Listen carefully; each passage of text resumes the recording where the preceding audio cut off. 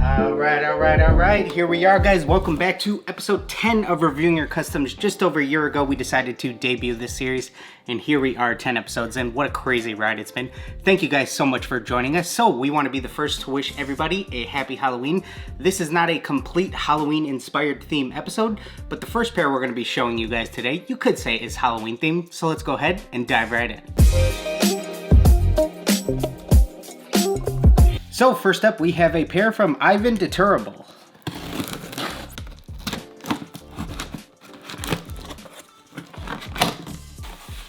Ooh, okay. So we got the Freddy Stencil on the outside of the box. Dig that. Got the Sushi Roll Customs branding right there, along with on the top of the box too. This is really dope branding. Here we go. Dylan, thank you for taking the time to review my shoes and inspiring so many new artists out in the world today. These shoes were inspired by the design of the Nike SB Freddy Krueger, and the technique was inspired by your Chucky Air Force One. Thanks again for the opportunity, and I look forward to hearing what you think, Ivan. Okay. Dang. Oh, man. Check these out. Got the Freddy burnt up skin using the liquid latex. That turned out really dope. Wow. This almost looks like it could be like 3D modeled or something. You know what I mean? These are crazy to have this all the way around. Wow, we only did the liquid latex on our Chucky pair on a very small portion to try to show him kind of scarred up in the face, but this has Freddy's burnt up skin throughout the entire upper, and that is absolutely crazy. These are so dope. So for our base shoe, we have an Air Force One with that classic gum sole. Can never go wrong with that. Obviously fits in very well with this theme right here. We have the Freddy stripes that are done incredibly precise all the way throughout. All of the lines are perfectly consistent and even. So great job with that. That's one of the first things that I'm going to be looking for anytime we're reviewing a Freddy theme. We have the gray swooshes. I do think that those would have been a little bit cooler if they were silver to actually match Freddy's finger knives. Add a little bit of metallic into the paint here. I think that would have been a nice touch, but still turned out, I can't get over how cool this burnt up skin looks. It even feels kind of gross and weird as you run your finger along it, and that's totally what you're going for anytime you're trying to sell Freddy skin. And just the way that you did the colorway of the darker maroon kind of colors being those really deep burnt in pockets and just all the various shades of skin tone and whatnot going on here. Really great job on the skin effect. This is one of the best pairs I've seen when it comes to recreating Freddy's burnt up skin. Couple other small details. We have the back tab and the eyelet panel done in a dark brown, possibly to resemble Freddy's fedora. Then we also have the black and white washed out laces. This is an area where I might have considered white laces with some red blood splatter, or even that done on the tongue tag, but I do think blood splatter is definitely an element that you might want to consider bringing into a Freddy theme. I think anytime you're going up an already classic theme like the Nike SB Freddy's, you're up to quite the challenge, and you totally lived up to it here. I mean, this Freddy skin it has a factory look. This is crazy to believe that you did this all just with that liquid latex product. I mean, there is a ton of variance in how you have the buildup of all the different effects too. I mean, it looks different in every location, and it almost has the feel of like a mask that could be worn. I mean, this is really top-notch work. I love how these turned out. Something like this totally walks that line that I love about custom sneakers of, is this just a display piece or is this something that somebody would wear? And I totally love towing that line with a project like this. So really great job on these. If we just take a look at, if we zoom in and take a look at all of the detail work, all of your edging, all of the tiny little details, you totally nailed it on these. So really great job here. Alright, next up we have longtime supporter of the page, our man all the way from Slovenia, Thai Custom Kicks.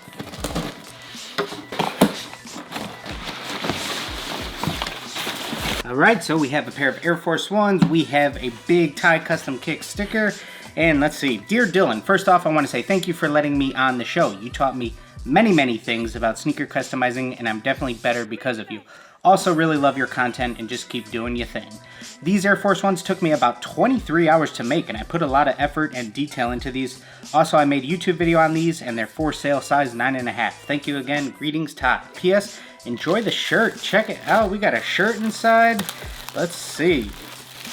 Alright, so we got the purple and orange tie-dye, along with the, looks like the Thai Custom Kicks logo. Awesome, man. Super dope. Thank you so much for that. Anything on the back here? Nope. But yeah, the purple and orange tie-dye with the Ty Custom Kicks logo. Thank you so much, man. Really appreciate that.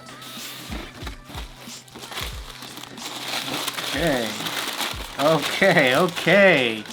Dang, 23 hours of work into these, and you could tell right off the bat, man, these are wild. All right, wow. Check out this color palette. Totally unique color palette. I really dig these, not totally pastel colors, but these really light, these lilacs, this light orange, this light blue, this light pink. Really dig these in this doodle style. Man, there is a lot to look at here. So let's go ahead and let's try to see what we can find inside all of this doodling. So if we just start to talk about these in terms of originality, I think that this is a pair I could totally see you having a ton of fun with, just starting with an all-white blank canvas and really just starting to sketch out all of these original designs. There's a lot of unique characters here. We have so many things going on. We have like a third eye, a drip effect coming off of it, lightning bolts, shoes. This is a pair that you really just want to spend the time with and try to find all the various things throughout. We have keyboards, guitars, palm trees. There is a lot going on here, and like I said, I could totally just see you sitting there sketching all of this stuff out sort of in the pre-planning phase of doing a pair like this, so really cool stuff. In terms of the colorway, one thing that I think Jason pointed out is I could totally see a little bit of inspiration potentially from like a Tokyo Nights type theme, and I really dig that. This isn't a colorway that I think you would expect or see too often on shoes. So it turned out really dope, and then obviously all the black and white lines to really sort of counter out and give some depth and help you bring things forward and back in terms of where your design lies. Really cool job on these. I think when we get a pair like this in hand, we're essentially always looking for things to try to point out to not only help you as the artist learn, but everybody else watching. Little areas like where you potentially over-taped right here with the blue. We have a little bit of the white revealed underneath. That's super easy to go back and touch it up. But as far as the rest of the tape job, the midsole is immaculate, no paint on the sock liner. I also think it was a great choice to leave the guts completely white, the white laces, white sock liner, white tongue tag, just a little bit of that color palette on the actual Nike Air branding on the tongue tag, but the rest of it, keeping that simple. I like the black Air Force One Dubrees, but definitely needed a breakup from the rest of the color palette and the rest of the busy upper to have some simplicity with the guts of the shoe. So overall, Ty, this is a phenomenal pair to see. It's so cool to see how far you've come as an artist over the past year or so. We've definitely watched you come a long way, and this is a really dope pair, man. For something that takes 23 hours, we're going to be looking at the consistency of all the line weights and whatnot, and you totally nailed it here. So great job, Ty. So we just want to give everybody a little reminder about the DCF video game contest. This is our 4th contest. All entries are going to be due Friday, November the 13th. That is 2 weeks from today. There is already a ton of great submissions. You guys are absolutely crushing it. This one is going to be wide open because there is so much you can do with video games, and you guys are definitely thinking outside the box. So we're loving the entries we're seeing so far, and we can't wait to see how everybody finishes out. So be sure to remember, Friday, November the 13th, all entries are due. DCF video game contest, $350 grand prize. Looking forward to seeing what you guys cook up. Next up, we have a pair from Big Boy Customs.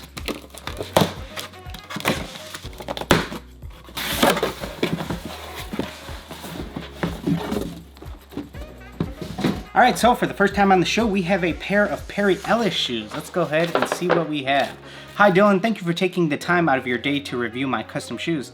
I'm 15 and I started my customizing journey just as the pandemic started and was almost going to stop customizing because I didn't think I was good enough to keep going, but then you asked me to send my customs to you, and after that I knew that I should keep on going. All stories aside, I spent 10.5 hours on these Lil Uzi Vert SpongeBob SquarePants customs. The way I did the Lil Uzi and the SpongeBob was the no stencil cutter technique from your channel. All the panels are hand painted and the characters and the flowers were done with a toothpick.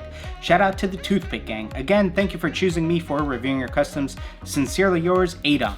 Okay. Alright, let's see. So, SpongeBob and Lil Uzi Vert collab. Let's take a look at these. 15 years old, man. You love to see it. You love to see it. So we have a really cool SpongeBob, Lil Uzi Vert collab. You know, we have all of the characters done in a Lil Uzi cartoon theme.